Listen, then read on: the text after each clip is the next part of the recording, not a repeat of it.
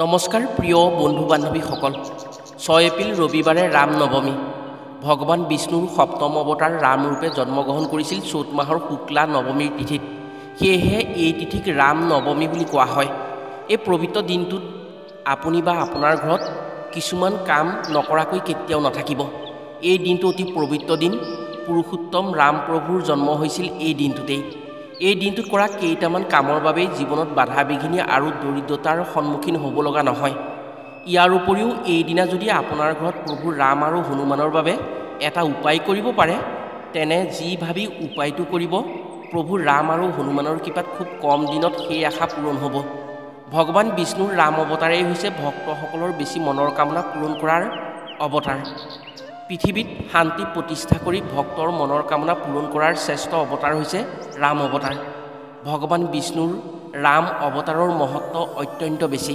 শাস্ত্ৰ অনুসৰি পাপী তাপী হ'লেও হৃদয়ৰ পৰা যদি এবাৰ ৰাম নাম ল'ব পাৰে তেনে তেওঁ মুক্তি লাভ কৰিব পাৰে সেইজন পৰম পুৰুষ শ্ৰী ৰামচন্দ্ৰৰ জন্মৰ তিথি হৈছে ৰাম নৱমী আজিৰ ভিডিঅ'ত আমি আপোনাক জনাম ৰাম নৱমীৰ দিনা কোনসমূহ কাম কৰিব লাগে এই দিনটোত কোনসমূহ কাম কৰিব পাৰিলে ভৱিষ্যতৰ দিনত সুখ শান্তি লাভ কৰিব পাৰি এই দিনটোত ৰাম আৰু হনুমানৰ বাবে কি উপায় ঘৰত কৰিব পাৰিলে ঘৰলৈ সুখ শান্তি আহে আৰু মনৰ কামনা পূৰ্ণ কৰিব পাৰে এই দিনটোৰ সন্ধিয়া হনুমানৰ বাবে ঘৰৰ কোন স্থানত এগছি বন্তি জ্বলাই ৰাখিব পাৰিলে সকলো বিপদ বিঘিনিৰ পৰা হনুমানৰ শক্তিৰ প্ৰভাৱত উদ্ধাৰ হৈ বিপদমুক্ত হোৱাৰ সুযোগ আহে সেয়েহে আজিৰ ভিডিঅ'টো যিসকলে সম্পূৰ্ণকৈ চায় তেওঁলোকে ৰাম নৱমী অৰ্থাৎ 6 এপ্ৰিল ৰবিবাৰে নিজৰ ঘৰত প্ৰভু ৰাম আৰু হনুমানৰ বাবে কামসমূহ কৰি সুখ শান্তি লাভ কৰিব পাৰিব আৰু মনৰ আশা পূৰণ কৰিব পাৰিব গতিকে আপুনি যদি প্ৰভু ৰাম আৰু হনুমানক ভক্তি কৰে তেনে আজিৰ ভিডিঅ'টো আপোনাৰ বাবে অতি আৱশ্যকীয় ভিডিঅ' ৰাম নৱমীৰ দিনা মাত্ৰ এটা সৰু কাম কৰিয়েই প্ৰভু ৰাম আৰু হনুমানৰ কৃপাত উপকৃত হোৱাৰ সুযোগ পাব প্ৰিয় বন্ধু বান্ধৱীসকল তেনে জানো আহক ৰাম নৱমীৰ দিনা কোনসমূহ কাম আপুনি কৰিব পাৰিলে সুখ সমৃদ্ধিৰে ভৰি পৰিব আপোনাৰ জীৱনত আৰু এই পবিত্ৰ দিনটোত নিজৰ ঘৰত প্ৰভু ৰাম আৰু হনুমানৰ বাবে কি উপায় কৰিব পাৰিলে মনৰ আশা পূৰণ হৈ হনুমানৰ শক্তিৰ প্ৰভাৱত সকলো দুখ কষ্ট দূৰ কৰিব পাৰি কথাসমূহ কোৱাৰ আগতেই আপোনাক এটি সৰু অনুৰোধ জনাওঁ ভিডিঅ'টো যদি ভাল পায় তেনে এটা লাইক কৰাৰ লগতে কমেণ্ট বক্সত জয় শ্ৰীৰাম জয় হনুমান বুলি লিখিবলৈ কেতিয়াও নাপাহৰিব আৰু যদি আমাৰ চেনেললৈ প্ৰথম আহিছে তেনে চেনেলটো ছাবস্ক্ৰাইব কৰাৰ লগতে অন্য 10 জনে উপকৃত হোৱাকৈ ভিডিঅ'টো শ্বেয়াৰ কৰিবলৈ অনুৰোধ জনালোঁ শাস্ত্ৰ অনুসৰি চৈত মাহৰ শুক্লা নৱমীৰ দিনা মধ্যাহ্ন পৰত প্ৰভু ৰামচন্দ্ৰৰ জন্ম হৈছিল প্ৰভু ৰাম অৱতাৰী পুৰুষ আছিল ভগৱান বিষ্ণুৰ সপ্তম অৱতাৰ সৃষ্টিপতি ব্ৰহ্মাৰ বৰত যেতিয়া তেতা যুগত ৰাক্ষসৰ ৰজা ৰাৱণ অজেয় বীৰ ৰূপে শক্তিধৰ হৈছিল তেতিয়া দেৱতাসকলৰ সুখ শান্তি নোহোৱা হৈছিল সেয়েহে দেৱগণে একত্ৰিত হৈ ভগৱান বিষ্ণুক মিনতি কৰিছিল যে যদি ৰাৱণক বধ কৰা নহয় তেনে তিনি ত্ৰৈলোক্য ৰাক্ষসৰ তলত থাকিব লাগিব আৰু ৰাক্ষসৰ ভোজন হ'ব লাগিব তেতিয়া ভগৱান বিষ্ণুৱে দেৱগণক ক'লে হে দেৱগণ তোমালোক নিশ্চিন্তে থাকা ব্ৰহ্মাৰ বৰত এক সুৰুঙা থাকি গৈছে সেয়েহে আমি আমাৰ সপ্তম অৱতাৰ ৰামৰূপে দশৰথৰ ঘৰত জন্ম ল'ম ৰঘুবংশীয় ৰজা দশৰথৰ কোনো পুত্ৰ নাই তেওঁ আমাক পুত্ৰৰূপে পাবৰ বাবে গুৰুৰ নিৰ্দেশত এক মহাযজ্ঞৰ আৰম্ভ কৰিব সেই যজ্ঞৰ পূৰ্ণাহুতিৰ পাছতেই যি পৰমান্ন ওলাব সেই পৰমান্ন ৰজা দশৰথে পুত্ৰপ্ৰাপ্তিৰ কামনাৰে তিনিগৰাকীৰ পত্নীক খাবলৈ দিব সেই অন্ন খোৱাৰ পাছত ৰাণীসকলৰ গৰ্ভধাৰণ হ'ব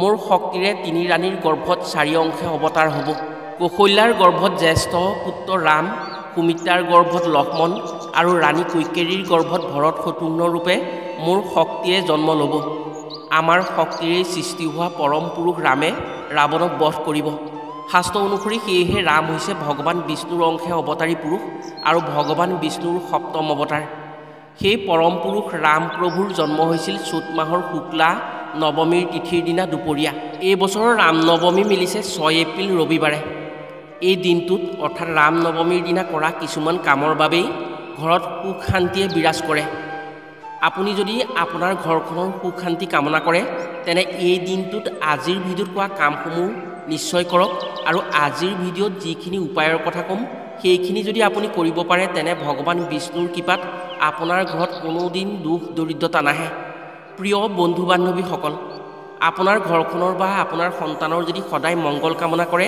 তেনে আজিৰ ভিডিঅ'ত পোৱা কামসমূহ নিশ্চয় কৰক। আপোনাৰ উন্নতি হ'ব, ঘৰখনত সুখ শান্তি আহিব। প্ৰথমে জানো আহক এই দিনটোত কোনসমূহ কাম কৰিব পাৰিলে ঘৰলৈ সুখ শান্তি আহি মনৰ আশাসমূহ পূৰণ হয়। আপোনাৰ ঘৰত যদি মিলাপ্ৰীতি কম হৈছে, ঘৰখনৰ একতাৰ শক্তিৰ ওপৰত ভৰসা কমি গৈছে, ইজনে সিজনক গুৰুত্ব কম হৈ পৰিছে, এজনে আনজনৰ পৰা আঁতৰি থাকিব বিচাৰিছে বা এজনে আনজনৰ লগত মিলাপ্ৰীতিটো কমি গৈছে, তেনে ৰাম নৱমীৰ পবিত্ৰ দিনটোত 9 গৰাকী কুমাৰী ছোৱালীক ভোজন কৰাব পাৰে। যিকোনো খাদ্য বস্তু যদি ৰাম নৱমীৰ দিনা কুমাৰী ছোৱালীক খুওৱা হয় তেনে দেৱী শক্তিৰ প্ৰভাৱত ঘৰলৈ সুখ সমৃদ্ধি আহে। এই কাম ঘৰত কৰিব নোৱাৰিলেও এইদিনা য'তে পায় আপুনি কুমাৰী ছোৱালীক সন্তুষ্ট কৰিবলৈ চেষ্টা কৰক। আপুনি খাদ্য বস্তু খুৱাওক, তেনে আপোনাৰ শক্তিৰ প্ৰভাৱত অৰ্থাৎ দেৱী মাতাৰ শক্তিৰ প্ৰভাৱত সকলো দুখ কষ্টৰ অন্ত পৰিব। মাতা সীতা হৈছে দেৱী শক্তিৰে স্বৰূপ। যেতিয়া শতস্কন্ধ ৰাৱণক বধ কৰিব লগা হৈছিল, মাতা সীতাই দেৱী আদিশক্তিৰ ৰূপ ধৰি সেই পৰাক্ৰমী ৰাক্ষসক বধ কৰিছিল। এই কাৰ্যৰ জৰিয়তে দেৱী শক্তিৰ দ্বাৰা সুৰক্ষিত হয় ঘৰখন। ইয়াৰ উপৰিও এই দিনটোত ৰাম নাম জপ কৰিব লাগে। এই দিনটোত ৰাম নাম জপ কৰাৰ ফলত মহাপুণ্য অৰ্জন কৰিব পাৰি, ৰোগ ব্যাধিৰ পৰা পৰিত্ৰাণ পাব পাৰি। ৰাম নৱমীৰ দিনা নিজৰ ঘৰত ৰাম, লক্ষ্মণ, সীতা আৰু হনুমান থকা ফটো বা মূৰ্তিৰ চৰণত বগা ফুলৰ মালা পিন্ধাই প্ৰভু ৰামৰ চৰণত হালধীয়া ফুল অৰ্পণ কৰা হয়, তেনে সমৃদ্ধিশালী হয় বুলি বিশ্বাস কৰা হয়। প্ৰভু ৰাম হৈছে স্বয়ং বিষ্ণুৰ ৰূপ, মাতা সীতা হৈছে লক্ষ্মী দেৱীৰ অংশ, লক্ষ্মণ হৈছে শ্বেৰনাগ অৰ্থাৎ অনন্ত সৰ্প আৰু হনুমান হৈছে স্বয়ং শিৱ শংকৰৰ একাদশ অৱতাৰ। প্ৰভু ৰামৰ জন্মৰ তিথি ৰাম নৱমীৰ দিনা কৰা এই কাৰ্যৰ জৰিয়তে সুখ সমৃদ্ধি আহি বিপদ বিঘিনি দূৰ হয়। শাস্ত্ৰ অনুসৰি প্ৰভু ৰামৰ জন্মৰ ক্ষণত অৰ্থাৎ ৰাম নৱমীৰ দিনা দুপৰীয়াৰ সময়ত ৰামৰ জন্ম হৈছিল। এই সময়ছোৱাৰ অপেক্ষাত দেৱলোকৰ সকলো দেৱী দেৱতাই পৰম আগ্ৰহেৰে বাট চাই আছিল অযোধ্যা নগৰীত। প্ৰতিজন দেৱী দেৱতাই ছদ্মবেশেৰে অযোধ্যাৰ ৰাজকাৰেঙত, অযোধ্যাৰ মন্দিৰত বিচৰণ কৰি ফুৰিছিল। যেতিয়া ৰামৰ জন্ম হৈছিল তেতিয়া সকলোৰে মুখত আনন্দৰ জোৱাৰ উঠিছিল। সেয়েহে এই দিনটোৰ দুপৰীয়াৰ সময়ছোৱা অতি পবিত্ৰ সময় আৰু অতি মংগলময় সময়। ৰাম নৱমীৰ দিনা দুপৰীয়াৰ সময়ছোৱাত যদি কোনো বস্তু দান কৰা হয় বা কোনো লোকক ভোজন কৰাব পৰা হয়, তেনে দেৱী দেৱতাক দান কৰা বা ভোজন কৰোৱাৰ সমান পুণ্য লাভ কৰিব পাৰি। সেয়েহে যিসকলে এই কথা জানে তেওঁলোকে ৰাম নৱমীৰ দিনা মধ্যাহ্ন পৰত সাধু, সন্ন্যাসী, দুখীয়া, দৰিদ্ৰক অন্ন বস্ত্ৰ দান কৰি ভোজন কৰায়। এই দানৰ জৰিয়তে দেৱী দেৱতাসকলৰ পৰম কৃপা পোৱা হয়। বহু লোকে নিশ্চয় কোৱা শুনিছে, যেতিয়া দুপৰীয়া খোৱাৰ সময়ত কোনো লোক আহে তেনে তেওঁক সাক্ষাৎ নাৰায়ণ জ্ঞান কৰি ভোজন কৰাব লাগে।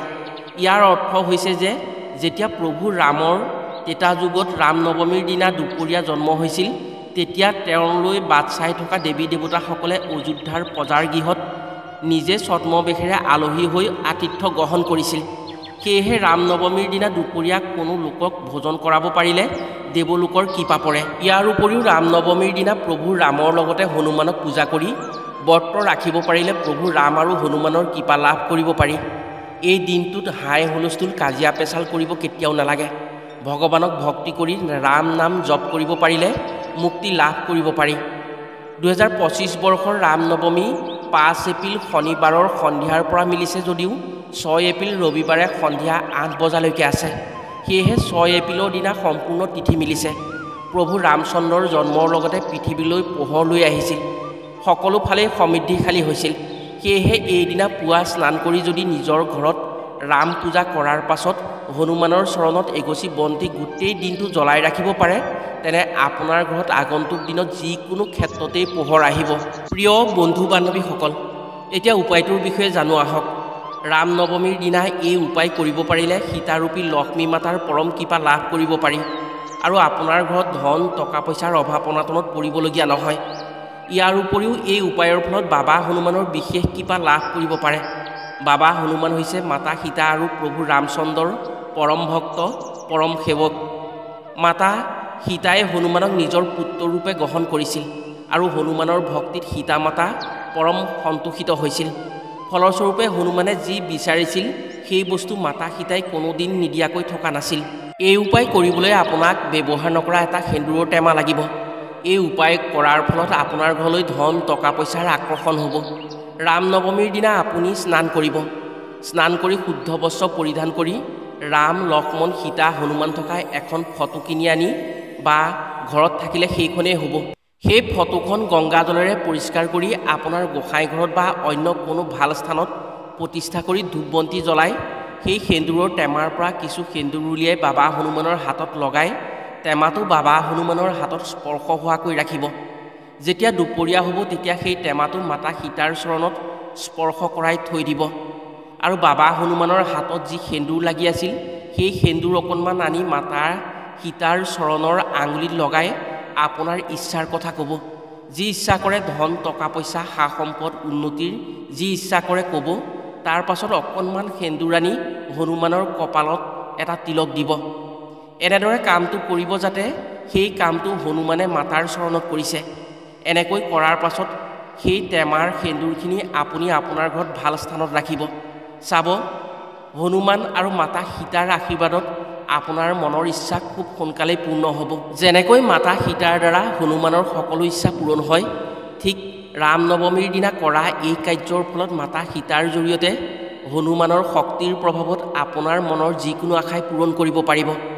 প্ৰিয় বন্ধু বান্ধৱীসকল, এইসমূহ কাম যদি ৰাম নৱমীৰ দিনা আপুনি কৰিব পাৰে তেনে নিশ্চয় সফল হ'ব পাৰিব। আজিলৈ ভিডিঅ'টো ইমানতে সামৰিছোঁ। পুনৰ অন্য এটি ভিডিঅ'ৰ জৰিয়তে লগ পোৱাৰ প্ৰতিশ্ৰুতিৰে আজিলৈ আহোঁ। সকলো ভালে থাকক, সুস্থ থাকক। ধন্যবাদ।